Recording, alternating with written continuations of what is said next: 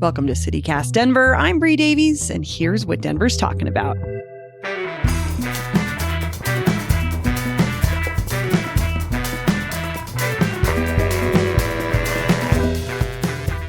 Producer Paul Garoli. I've never said your name before in my life. Paul Garoli? Your alter ego, Paul Garoli. My other alter ego. Sometimes I'm Paul Correctly. Have you heard that segment, Patty? You like that segment? Paul Correctly? Yeah. The listeners when Paul decided himself. when I correct something I said on the show in the past, that was Paul Caroli who got it wrong. I'm here, Paul Correctly. And I have heard that, yes. Yeah, that's good. And here is Paul no Caroli. Opinion, no comment from Patty on whether or not that's a good thing or not. Confirms that it exists. It does. Great. Paul Great. is here. Hey, what's up, Bree? Western Editor-in-Chief Patty Calhoun is also here. Hi, Patty. Hi. So we're not talking about that. And we aren't talking about Lucifer, which you two were just talking about earlier. Always wake up thinking about him. Truly. He's in my dreams. Truly, you Really, do, Paul. all conversations come back to Lucifer. For Paul, yes. The last thing He comes up. first thing most people see when they arrive in Denver, last thing you see is you're leaving. You know? Well, we're not talking about that today. We're actually talking about some drama within Dottie, potential shakeups in the local Democratic Party, and more.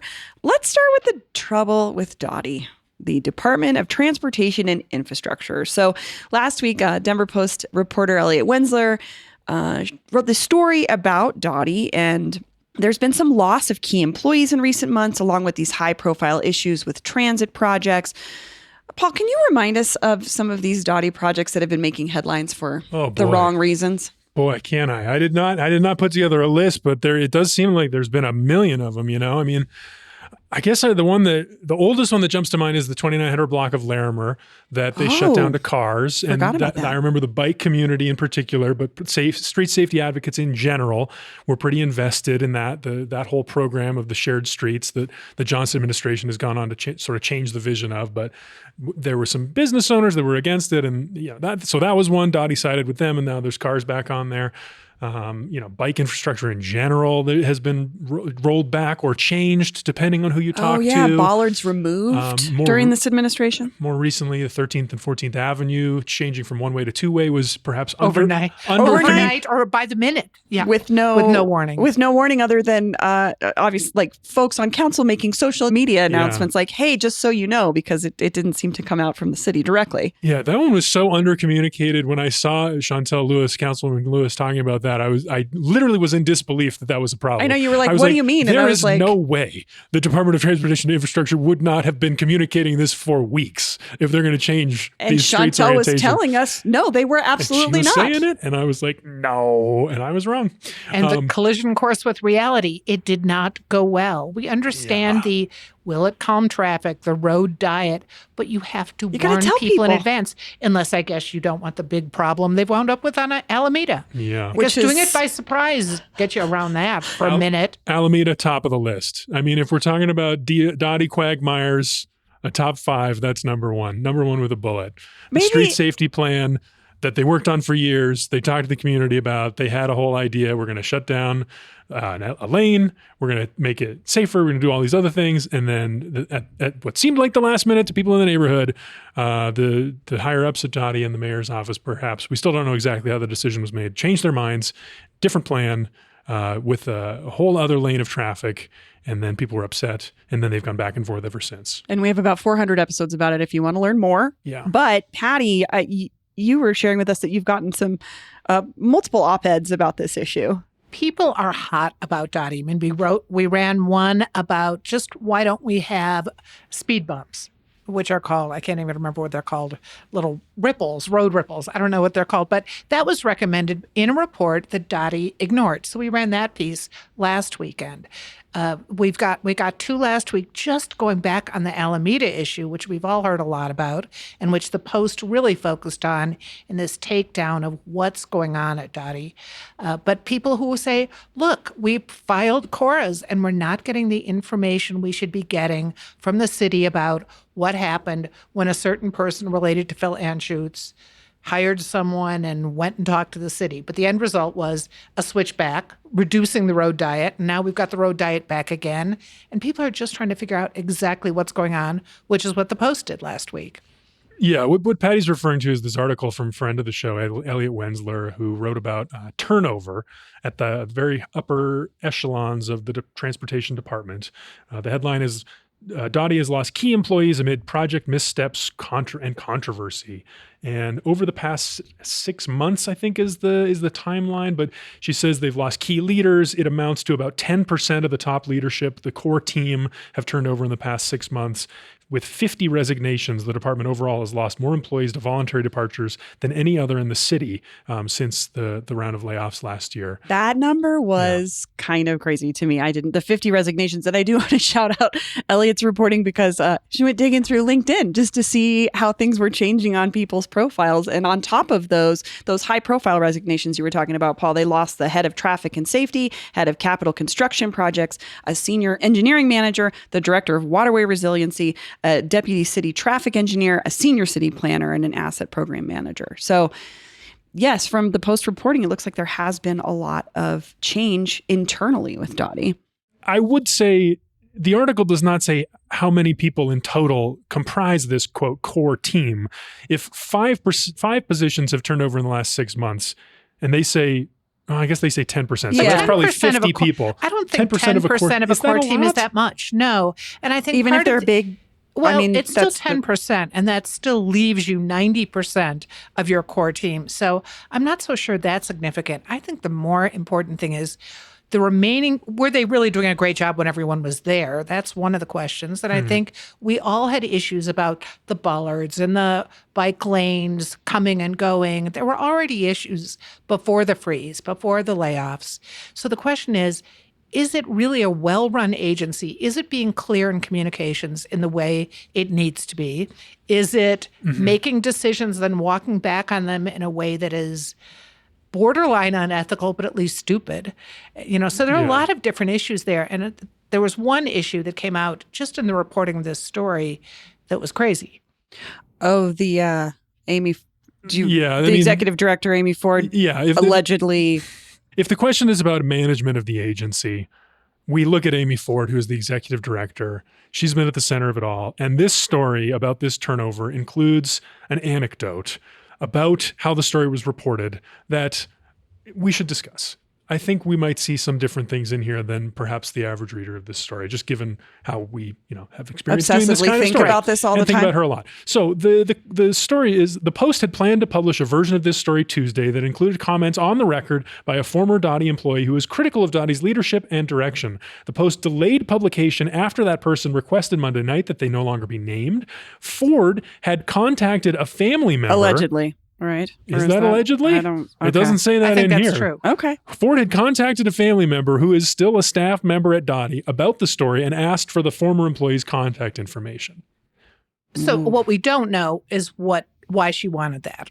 Yeah. So the former employee says this felt like threatening toward the family member's current employment. Well, let me go on the print media side of this, which is traditionally you have wanted, for your investigative stories, you want to name people because they stand behind what they're saying. So if you've got a senior manager who's left and has important things to say, that what that person is saying really has more value to the reader if you know who that person is, as opposed to anonymous, because people tend not to believe anonymous. And the lack of names in stories now, it's definitely increased because of social media, because you can't track who's calling you on a podcast. You can't track necessarily who's posting something on social media. So papers of record are still really careful about trying to get names in there. So to suddenly find out one of your major named sources, which is important, is scared, because that's why you withdraw your name. You're scared to have your name out there because it might endanger your future. That's a big concern. So in this case, it's very unusual for a newspaper story to mention why they're not naming someone in that sense. But they obviously decided to go forward with the story because of the background on why that person no longer wanted to be named, which just shows, if nothing else, it was a really clumsy move by Amy Ford, even if all she wanted to do was invite this person to a birthday party. Yeah. When you've got a sensitive story like that, you just don't do it right then. Yeah, I mean, I think so. The story says threatening. I mean, I don't think there's any reason to think that this is like violence in any way for just No. to put No, that no, out no. there. We're not thinking that. But I do think it could be anything. I mean, it could be this person is afraid for their job. But on the other end of the spectrum, it could just be Amy Ford being like, why did you want to talk to the press? Why didn't you talk to me about it? Yeah. Or it could be he left his pencils in the drawer. We don't know what it was, but the timing is definitely suspicious when she knew the story was coming out. Yeah, and I think just from a constituent's perspective, the way that Dottie has been communicating or not communicating about these big projects and then having this story on top of it does maybe signal there is something internally happening. Because if they can't communicate with us, the people that are utilizing these roads, it sounds like there's maybe some similar issues with communication within the department. At the very least, definite communication issues on all these projects. And let's remember, at the protests on Alameda, they've been calling for Amy Ford's resignation for a while. Yeah, I've been hearing that more and more. That's a regular refrain from these folks is fire Amy Ford. But we talked to the mayor a couple weeks ago, and he didn't seem like he was there at all, not even close. I think he's sticking by his person. And, maybe that's him being loyal and like just backing her up because that's what you got to do to get through a scandal, a tough situation. But maybe it's him being like, people always complain about the transportation department.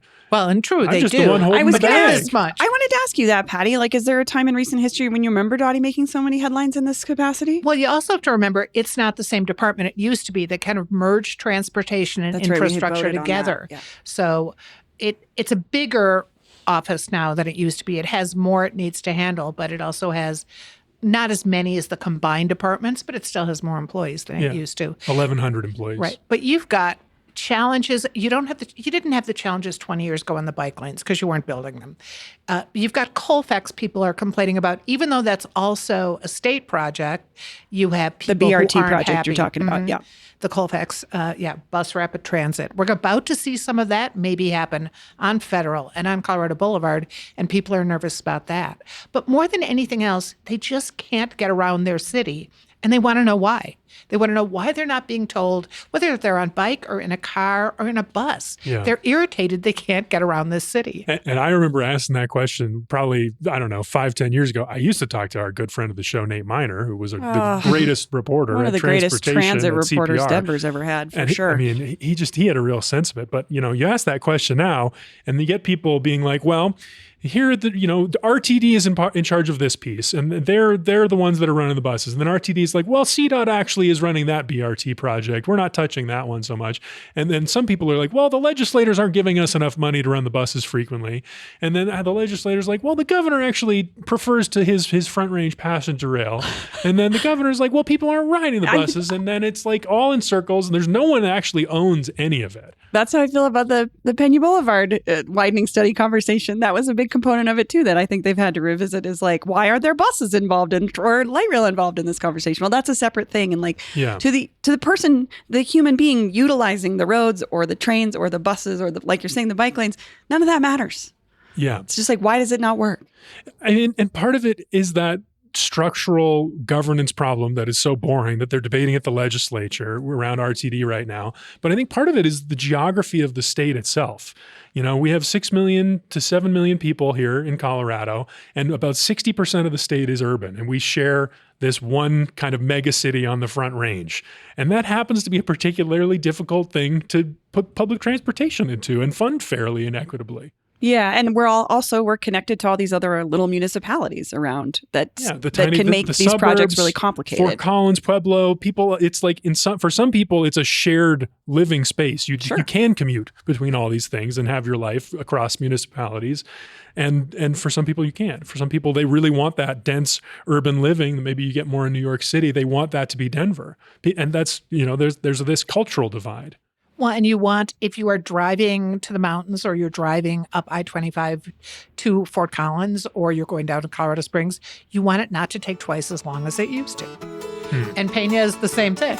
Yeah, that's a whole other story. Oh, boy. Yeah.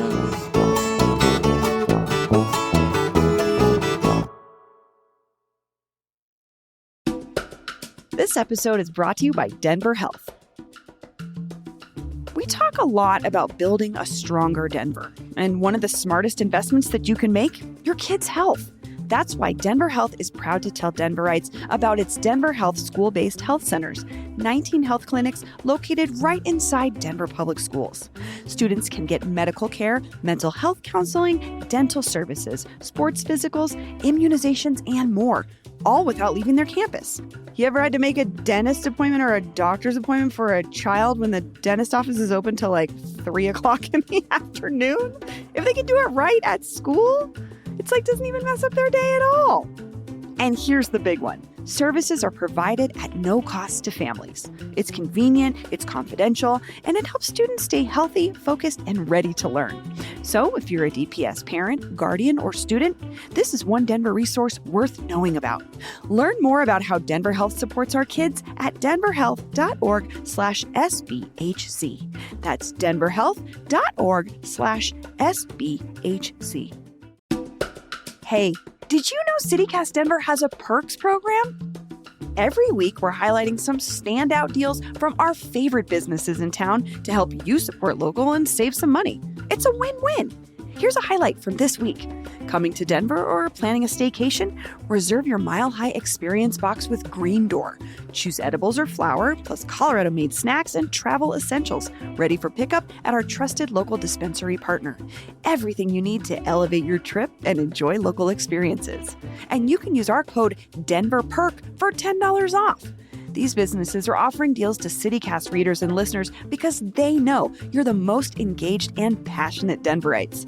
To see a full list, just visit denver.citycast.fm/perks. It's a great way to check out new restaurants, shops, and events in your city without breaking your budget. And I love that for you. And by the way, if you have a local business, you can offer your deals on our perks page too. Visit denver.citycast.fm/perks to learn more today. I do just want to touch on one more thing because we kind of touched on this here, but there's also, Patty, you guys ran a story last week, I believe, about the turmoil within the Parks and Rec department, or at least what's perceived to be some turmoil over how some projects and things have been managed. Is this a sign of a bigger issue within the administration? Or? Well, the mayor did lose his chief communicator, his director of communications, who went over to work for Bennett's campaign, right? That's right. So I don't know how much. If she was the chief, actually. I think she they're reported advertising for a chief. Let's just say that. They have been.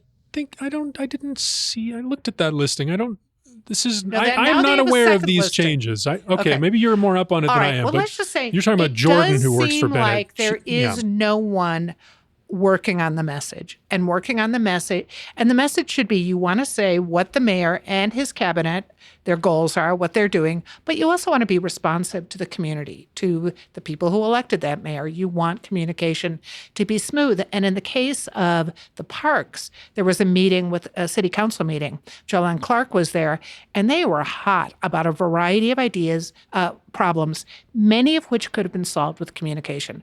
One was the private swim clubs at Parks and Rec, getting in the booted. pools, getting booted, which hadn't been clear when they did it. Another one was Birdseed Collective getting booted from Globeville. The rec center. Rec center, which had been running it, a pretty thankless task where they were brought in and they'd done a really good job. They were beloved. They're booted and their replacement isn't there. And there's been no really good explanation for why the replacement that was chosen over Birdseed isn't there and why they were chosen. You've got the Volunteers for Outdoor Colorado.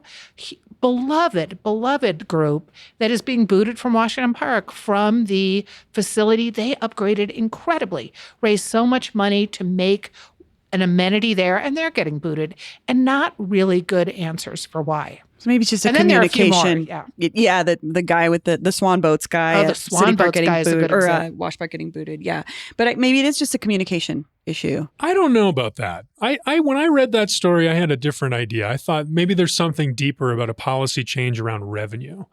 Like I think the connection between in terms of the choices being made by Parks and Rec. Yeah, well, the Swan Boat one is a great example because that's a contract the city gave this guy. He gave him the ability to rent out these boats so people could have fun on the lakes, and then the city decided to just take back the contract so they could run them themselves.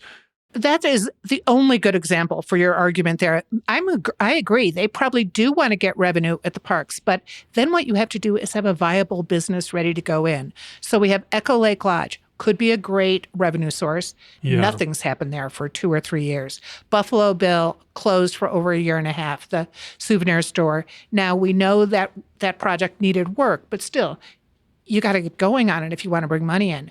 Volunteers for Outdoor Colorado, sure, I guess you could rent it to some weddings and things, but do we see anyone in the city really having a department that knows how to run a business like that? That's what we don't see in but Parks and Rec. the Wash Park one, I wish I was more up on that. I guess, but I remember the mayor does want to put it in restaurants in all the parks, and that could be a driver. Sale taxes. And you should talk to the people who have talked to Parks and Rec about restaurants and said, no way on God's earth will this work in some of these spaces. What? They've looked at, Oh, in terms of just I don't like like having to that. That's retrofit bad a space news. into a restaurant space, or just the with- traffic, like the amount of traffic It you could drive depends on to the location. Like McNichols, I know people have looked at that, and that's actually with arts and venues now too. But it's a tough one because there's no parking lot around it. So making it where I know I don't want to get into this. I know you, it's like but we are not. you if can see you're the comment section know. now. okay, sorry. But if you're trying to run a restaurant in Denver right now, and I think we've all heard it's not great for people, and if you're going to go do it in a place that has difficulties with location to boot, you're going to have some challenges. Yeah, So, yeah. I'm just saying- I would say the restaurant conversation is a whole It's other a different animal one, when we but talk I about. have no problem with Parks and Rec when they've taken care of the people they've served before, having the pools, having let's go Evergreen Golf Course, which had no concessionaire there last year because they booted the concessionaire and the new person wasn't capable of running it. That's not a good way to make money for the Yeah, city. that is weird. So I'm just saying I haven't seen a lot Trouble. of business expertise coming out of Parks and Rec. So get your basic things done right, get the parks working, get the rec centers working, communicate with your people, and then sure, if you want to take over some businesses, but maybe not and you've remove got a way those to do it existing contracts before you have an actual before you replacement. actually have Yeah. someone who knows what they're doing in place. Yeah, that would be nice. I bet they're thinking about it. The whole thing. Everybody's thinking about how to make money these days in the city, I'm sure. That's what I'm thinking. Is like that's the same thing that connects us back to Dottie. Is like all this turnover and the layoffs and the resignations. Like it just sounds like it's kind of a tough place to work because the money is so tight, and like money fixes problems. That's what it does, and lack of money creates problems. That's kind of what I'm seeing in the Parks and Rec thing too. And maybe with Parks and Rec, it's like pull these things that are costing us money, at least until we have something in there that could make us money. So at least we're not paying these contractors, Yeah. even if it leaves that sucks for us as people that go to the park, though. Yeah, and the swim Well, clubs. I think a lot of these people, they weren't paying. They were in there. I mean, VOA. Oh, that's true. Wasn't With being the, paid. yeah, I guess I'm thinking Volunteers for this one. Outdoor Okay. Colorado. I don't know the details well enough. And on I don't those. think we'd have to find out about Birdseed, but I don't think it was being paid. Yeah, that's a good point. They were taking over a rec center that had kind of been long And running a food bank there. mismanaged And, for a long yeah. time. Yeah. All right. Well, this is a never-ending story we'll continue to talk about. We're going to take a quick break, and when we come back, we're digging into local politics.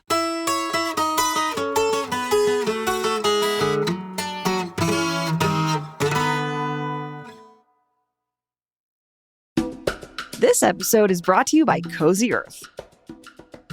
What does comfort that carries you from morning to night feel like? This March, Cozy Earth crafts every piece with care. From soft, supportive socks for your steps through the day to breathable comforters that help you rest deeply at night. Every detail is intentional, so your everyday feels quietly elevated. Cozy Earth socks come in 4 versatile styles: calf, quarter, ankle, and no-show. And each pair is crafted with care to fit seamlessly into your routine. I feel like I wash my socks like multiple times a week so I can just keep wearing these same Cozy Earth socks. But the fact that they fit perfectly into my Uggs was like, these are the best socks that have ever existed. And let me tell you about their comforters, which are designed with naturally breathable, temperature-regulating materials that help your body settle and keep cool, calm, and gently supported throughout the night. Head to CozyEarth.com and use code COZYDenver for up to 20% off. And if you get a post-purchase survey, be sure to mention you heard about Cozy Earth right here on CityCast Denver. Experience the craft behind the comfort and make every day feel intentional. Okay, let's talk about the assemblies that happened over the weekend, specifically first-time Democratic candidate Malat Quiros going up against longtime Democratic Congresswoman Diana DeGette. Paul, we're talking assemblies, which is different than caucuses, which happened a few weeks ago. Can you give us a little TLDR on how this works? Because I have to be honest with you, I don't really know. Patty's looking at me with eyebrows raised. Well, like, I'm waiting. Patty, do you know? You go supposedly for have it. a scoop. Try Go for it. No, not yet. I mean, I have heard some rumors about this. Okay. That's the juicy piece that's going to come at the end of all this boring, arcane, Well, esoteric so process. It helps set the baloney. table. What Yeah. people need to know is you can petition your way on Yeah. To the or ballot. to the ballot, or you can also go through the caucus assembly process where you get a certain number of votes. So there are two roads in. And that's what we're talking about is one road. Like Wanda James, for example, decided she was not going to go the way of the assembly. And she's She's the the third third in candidate this She's the in third this candidate. race. She is petitioning her way onto the ballot. When we say caucuses and assemblies, though, who are making these decisions? That's the party, the Democratic Party. In the case of this race, that's the party that matters. The Republicans are a non-factor in CD1, which is just basically the same as the map of Denver. Not entirely Denver. There's a couple of Arapahoe County delegates that do participate. But this is really But the it's Democrats' just race. Denver. This is the Democrats' race because Denver is solid blue. They've been that way forever. Before Diana DeGette, it was Pat Schroeder, who had basically a very similar career. So yeah, it's the three-person race. Like Patty was saying, Wanda James has decided to go for the signature gathering route. Previously, when she ran for regent, she liked the caucus assembly process. She's actually protesting it this year because of some of this funny business. A lot of distrust with the party this year. Yeah, what's the... Okay, we'll get into the funny business. I'm telling you, here's what it was. I okay. got off the phone with her an hour ago. She was like, look over in CD4, the Boebert district, and she saw the Democratic candidates, Laubacher and Calvarese. There's some dispute where I guess one of them, Laubacher, I think like put a wrong date on a form or something. And so the party itself decided to change the schedule of the assembly process in order to allow this one candidate to get on there despite perhaps some kind of like alleged flub, or maybe someone else would say like, hey, you should have known better. She was had been a Republican most of her life. She went unaffiliated. And then last year, I think it was March 26th, she declared she was a Democrat. And you have to have been a declared member of the party for, I guess, a year and a day, maybe, when the event is held. And now that event is being held March 27th instead of the originally scheduled March 26th, which leads people to believe it's very suspicious. Yeah. So Wanda James was like, I like Laubacher. I don't like this process. I don't like that the party is changing the rules. So that's why she's choosing this route. Okay. And think about the broader context here of the debate we've been having in the whole country over like democracy itself and breaking the rules and bending the rules in order to get certain candidates elected. So the Democrats, like, this is like, yeah, I want to win, but it's also a chance to demonstrate your values. I think at least in Wanda James's case, she's saying the rules matter to me so much. I am not going to do this process that I believed in, that I wanted to participate in. Instead, I'm going to gather signatures. I'm going to go to the people directly. And her deadline is later this week. So she needs to deliver 1,500 signatures from Democrats in Denver by Wednesday in order to get on the ballot. And Tricia Calvarese filed suit on this issue and hired a lawyer to say she shouldn't be on the ballot. And then Laubacher went and said, and that's no, the Boebert don't. race. That's the Boebert race, but this is the Democrats, so no Boebert yet. Okay. Yeah, they're fighting for the right to take on Boebert. Okay. To lose to Boebert, likely. And Wanda is working the signature route to get on the ballot against DeGette. Yeah. Right. Not because she's concerned about what's been happening in District 1, but she thinks what's happening in District 4 is indicative of problems in the party in general. Mm-hmm. Okay. And so far, the judge has allowed Laubacher to stay on the ballot. Mm-hmm. So back to the Malat and Akiros and Diana DeGette race, which Wanda is also a part of separately. Yes. Over the weekend, I think, what was the Colorado Politics headline was DeGette challenger Malat Akiros trounces 15-term Democrat incumbent in Denver delegate vote. Someone explain. Trounces. The trouncing. Explain the trouncing. The trouncing. So on Saturday morning, Democrats across the state woke up and they showed up, or they went online and they participated in an assembly where they were going to vote for candidates that they liked, that they wanted to send to the state assembly to represent their candidate and then win the right to be on the ballot. So if you win 30% of the delegates on Saturday, then you were going to have those delegates go show up for you and then represent you, and then you get to be on the ballot if you have 30%. So that's the threshold they were trying to meet on Saturday. Okay. What happened was Malat Kiros's campaign which was led by the organizing for the caucus effort and the assembly process was led by friend of the show, Deep Singh Badesha. He works for this campaign. He organized these people. Malat's campaign. For Malat's campaign. Okay. She's a progressive. He's a progressive. That's the progressive wing of the party in this race. Although Wanda James would probably say the same about herself. Sure. They organized like crazy and they showed up and they got 66% of the vote. And DeGette got 33 or 35, depending on the margin of error. So wow. So that's the trouncing. That's the trouncing. Okay. DeGette barely cleared that threshold, which isn't a problem for her because she got enough people to show up for her to get on the ballot. And all odds are, once this actually gets to the primary at the end of June, the 400,000 voters in Denver that are going to vote in this primary, they're going to see Diana DeGette's name and they're going to be like, well, she's not, killing my dog. She's doing fine. They're probably going to vote for her. But this is a great momentum builder for Malat because she organized like hell. She showed up. She brought people out, and from what I heard, it was really young people that came out from her. And then the DSA endorsement was the other thing that Deep told me this morning was a big difference maker. And DeGette's people, the other part of the intrigue here is that the Democrats had a new technology platform on Saturday. For the first time, they used Airtable, which is like a content management system. Oh my God, I would have walked right back out of there. Airtable. Whew. Exactly. And I think some people did. Literally, I heard from people that were waiting from 9 a.m. to 6:30 p.m. Give me a piece of paper, you guys. Almost 12 hours people were waiting to vote for their delegates. So think about the dynamic of the race. Someone like Milat Kiros, who's energizing young people, progressive, tend to be young people, maybe a little bit more tech savvy, show up. It doesn't feel and they great. Vote. No. It doesn't feel great. I like it that someone without money and without experience, without the rep, can go and fight and get their volunteers out there. But this tech thing is a problem because you've got to get longtime DeGette supporters who are thinking she doesn't need me. I don't have to go to this event. And even if they do, they're not going to wait 9 hours to vote. And I would see that's where it's on her campaign to have not drawn people to 100%. not put, but I will say I think the Airtable flip here is an access issue personally. I think that presents a little bit of a challenge for folks. I don't know. I mean, everyone plays by the same rules. Yeah. We have to wait 12 hours. Everybody did. Yeah.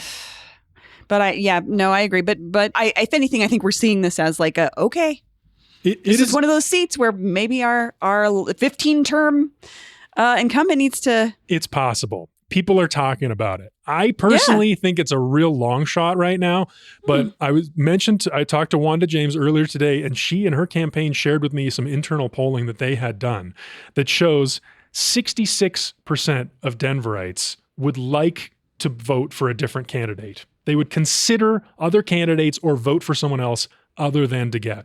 Patty, I mean, you've been covering DeGette's entire career. It has less, I think, in some ways to do with DeGette than people are.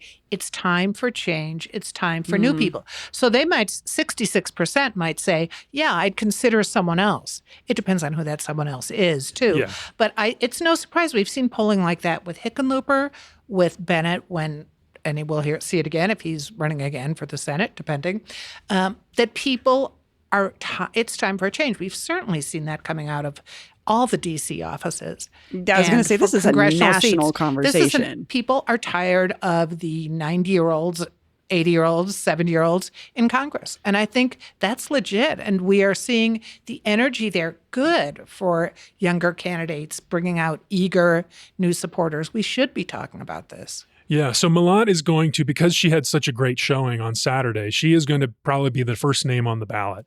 Is that how that works? Yeah, because these delegates are going to go to that state assembly, the CD1 assembly, and then they're going to all submit their votes that they just won the right to submit at this assembly on Saturday. On the disputed March 27th date. Right. As opposed to 26. Which is the Laubacher Calvarese so issue. Wild. I know. It's so esoteric. Complicated. The thing to watch next is because, I mean, if Wanda James gets the signatures and gets on the ballot, it's a 3-person race, that perhaps that discontented anti-DeGette vote gets split. Anyway, like I said, I really think it's DeGette's race to lose. She's the likely favorite. But the thing to watch next is the money. DeGette has raised $713,000 according to FEC receipts as of the end of last year. Began the race with a little over $500,000. Both Quiros and James have way less money. If they're going to get their names in front of people and convince people to vote for them, like you gotta start raising money fast. Well, let's remember, too, in a tight, and I mean geographically tight area, if you've got those volunteers, you can make up for the lack of some of the money by you can just go out and knock on doors. And so you can't do that in one of the districts like 4 that's so spread out or 3 that's so spread out. But in Denver, if you get your people out, it can make a difference. It's still really hard to overcome an incumbent. Yeah. I mean, and we saw this same thing before, like for the state assembly, this Romanoff in the Senate primary 4 years ago, 2020. I was talking to a source who tipped me off to this precedent. Romanoff, quote unquote, trounced Hickenlooper 4 years ago. And then Hickenlooper came in and destroyed him in the primary. Hickenlooper too? God, I thought he ran like 10. He's run many. What am I talking about? He's run many times. Yeah. But I do think that there is a little bit of danger in underestimating those young folks and that money component, because when I think about money, I think about all the gazillion flyers I get in my mailbox that go directly into my recycle bin versus maybe spending a quarter of that money on social media push or something. I mean, I think that there is a lot of different strategies. I don't know. I think that this lit a fire, if anything. Sure. Money is definitely not the only thing that will decide the election. Quiros, James, they could go on fire in the campaign, could really catch on. Maybe, you never know what happens in the world. Maybe there'll be some issue. Maybe there'll be a debate that gets that clip, that gets the, you know what I mean? That gets the moment. Perhaps. There's also the other issue, and we should look at the stats because unaffiliated voters are the highest percentage, almost the majority of the voters in Colorado. I'm not sure what they are in Denver. And unaffiliated can decide to vote in either party's primary, just one. So that, depending on the size of the group in Denver, which is likely to be a smaller fraction than it is statewide, that could make a difference. They could decide to vote. They could decide to stay home. Yeah. Yeah, I mean, it's possible. I don't know. Anything could happen. There are some signs that this race could get interesting. Yeah, definitely. And we'll be watching it. We'd love to know what you think. Are you already thinking about the midterms as much as we are? Give us a call, 720-500-5418, and let us know what you think about this whole debate. Paul, Patty, thanks for joining me. My pleasure. See you next time, Bree. That's all for today here on CityCast Denver. If you enjoyed the show, why don't you take a minute to tell Denver Democratic Party Chair James Reyes about us? Rate the show wherever you get your podcasts, follow us on Instagram and TikTok, and subscribe to our morning newsletter at denver.citycast.fm. We'll be back tomorrow morning with more news from around the city. See you later.